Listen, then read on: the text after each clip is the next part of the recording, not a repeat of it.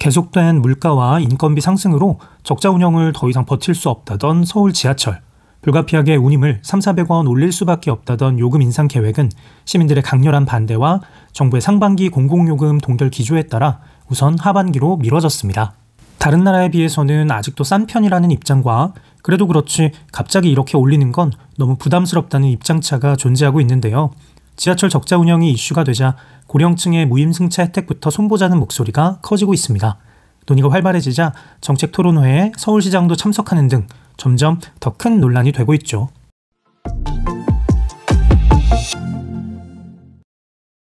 고령자 지하철 무임승차는 지금으로부터 40년도 더 전인 1980년 어버이날을 맞아 70세 이상에게 요금을 50% 할인해 준 것으로 시작했습니다. 이후 1년 만에 노인복지법이 만들어지면서 연령과 할인율을 확대했고 이때부터 65세 이상 고령자에 대한 100% 할인으로 변경되어 굳어졌죠. 사실 노인복지법에 따르면 고령자가 할인받는 건 지하철뿐만이 아닙니다. 박물관과 공원, 또 미술관도 경로 우대시설로 분류되고 무료로 이용이 가능하죠. 그런데 왜 특히 지하철이 문제되는 걸까요? 핵심은 서울 지하철의 계속된 적자 때문입니다. 서울교통공사의 지하철 요금은 2015년 1,050원에서 1,250원으로 인상된 후 현재까지 유지되고 있는데요. 서울교통공사에 따르면 낮은 요금 때문에 2017년부터 승객 1인당 약 500원씩의 적자를 봐오다가 코로나 직격탄을 맞았던 2020년에는 무려 1,100원이 넘는 손해를 안고 운행해왔다고 합니다. 더 큰 문제는 이 적자가 해소될 기미가 보이지 않는다는 점입니다.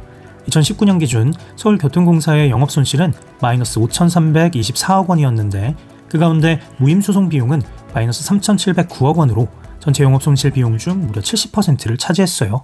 무임승차 대상자는 65세 이상에서 장애인, 국가유공자 및 독립유공자, 5.18 민주화운동 부상자로 점차 확대되어 온 데다가 2025년에는 65세 이상 고령인구 비율이 20%가 넘는 초고령 사회에 접어들 것으로 전망되는 상황에서 적자는 앞으로 더 심해지면 심해졌지 나아질 거라고 보기는 어렵죠.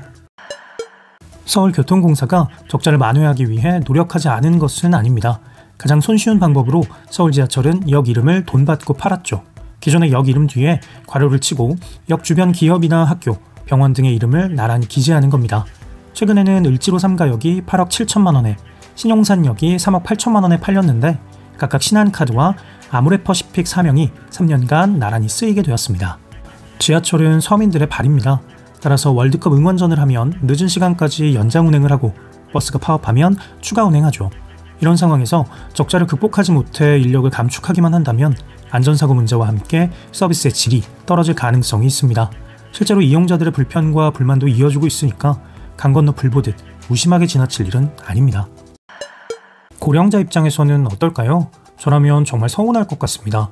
뭐든 준다고 했다가 뺏는 모양새가 됐으니 얼마나 서운하겠어요. 그게 설령 아무리 작은 혜택이라고 할지라도 사람 마음이 다 그런 거 아니겠어요?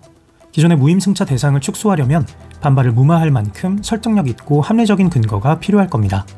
확실히 그동안 우리나라가 고령층에 제공했던 혜택이 다른 국가에 비추어 좋았던 것은 사실입니다. 우리나라처럼 나이만 채웠다고 지하철 요금이 완전 무료가 되는 경우는 전 세계 어디에도 없더라고요. 영국 런던의 경우 출퇴근 시간을 피해 차등적인 할인을 제공하고 있고 프랑스는 60세 이상에 대해 시간대별로 소득에 따른 별도의 할인율을 적용하고 있습니다. 룩셈부르크가 우리와 같은 65세 기준이긴 한데 저소득층 고령자에게만 100% 할인을 해주고 나머지 고령자에게는 50% 할인만을 제공하니까요. 시대가 변하면 정책도 달라져야 한다는 데에도 대부분 동의할 겁니다. 실제로 최초로 무임승차 기준을 정하던 40년 전과 지금은 너무도 다른 세상이 되었으니까요. 인구 구조에서 그때 65세가 차지하던 위치와 비율이 현 시점에서는 완전히 달라졌고 건강한 정도와 기대 수명, 이미지도 전혀 다릅니다. 하지만 그렇다고 해서 다른 대안을 시도해보지도 않고 노인 복지를 무작정 축소하는 게 옳을까요? 대상 연령을 70세로 높이면 무임승차에 따른 손실을 최대 34%까지 줄일 수 있다는 예측치도 사실이지만 우리나라의 노인 빈곤율이 OECD 가입국 중 최악이라는 것도 부끄러운 사실입니다. 부족한 연금 재원과 턱없이 모자란 노후 소득 기반, 극소수의 노인을 제외한 대다수의 고령층은 빈곤으로 내몰릴 수밖에 없습니다.